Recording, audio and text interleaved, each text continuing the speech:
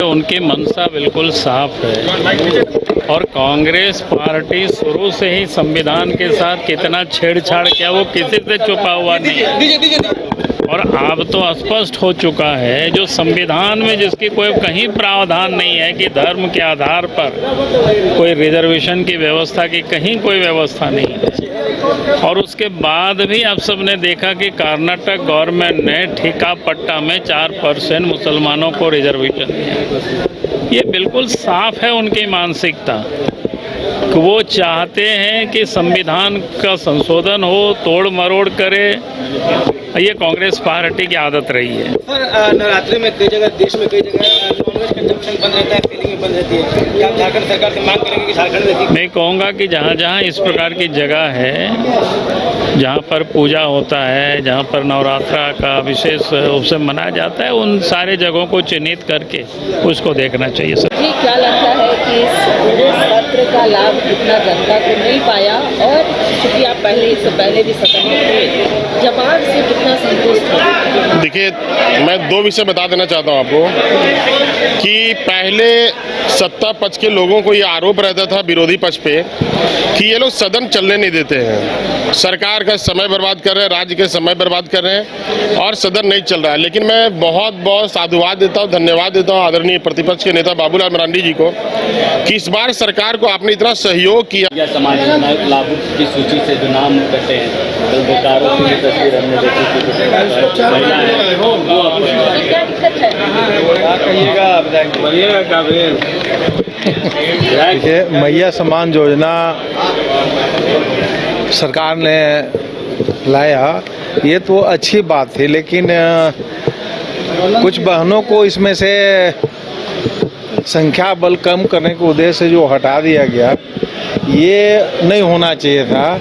और इसी को लेकर के पूरे राज्य में बहनें आज चक्कर लगा रही हैं, ब्लॉक का प्रदर्शन कर रही हैं। लंबे चले बजट सत्र में कितना लगता है जनता को लाभ मिल पाया और आपके जो सवाल थे सदन में कितना जवाब से संतुष्ट हो पाएंगे? देखिए, हम जब से सत्र चल रहा है 24 फरवरी से लेकर आप 27 मार्च, अब 2 दिन बचा है, 27 मार्च लेकर मेरा तो बहुत कम क्वेश्चन पकड़ाया और तारांकित हो गया, सूचित हो गया। ध्यान आकर्षण पकड़ाया था, ध्यान आकर्षण में मैं बोली थी और बोलने के बावजूद जैसे कि हम उसमें संतुष्ट नहीं थे, जो जवाब आया था संतुष्ट नहीं थे ध्यान आकर्षण में। उसमें जैसे कि था मेरा ध्यान आकर्षण में जवाब था आपका अनुसूचित जाति आयोग का गठन। अब पिछले 5 साल जब रघुवर दास की सरकार थी उस समय से मतलब सीट वैकेंट है और अभी दोबारा सरकार बनी, अब वो सरकार बनी लगभग 3-4 महीने होने जा रहे हैं, अभी तक अनुसूचित जाति का आयोग का गठन नहीं किया गया, प्लस में महिला आयोग का गठन नहीं किया गया। उसी को लेकर मैं ध्यान आकर्षण में था क्वेश्चन।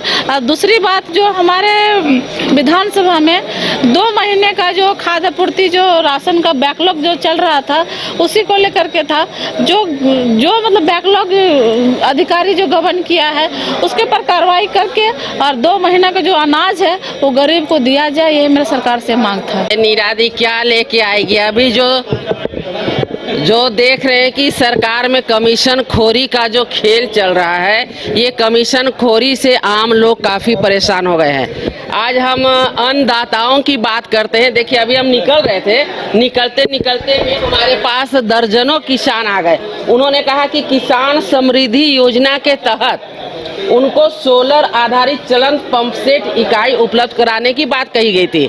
तो सरकार की नीति होती है कि 90% सब्सिडी पे दिया जाता है और उसका रेट कम से कम 1,81,000 के लगभग का है, तो 18,000 के लगभग किसानों को देना पड़ेगा।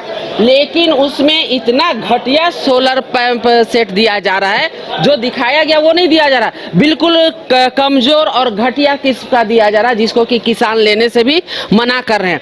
क्या बात है कि भाई ऐसी एजेंसी को दी गई है, ऐसी कंपनी को दी गई है कि उसको कमीशन ज़्यादा मिलेगा, किसानों को दिखाया कुछ और जाता है और दिया कुछ और जाता है। और उसी प्रकार अभी आप देखे होंगे चाईबासा में शिक्षा विभाग का ठेकेदारी किसी का है, बीकेयू किसी का है, कोई किसी दूसरे का, ये आपका जीएसटी है और पैसा किसी दूसरे को देना है।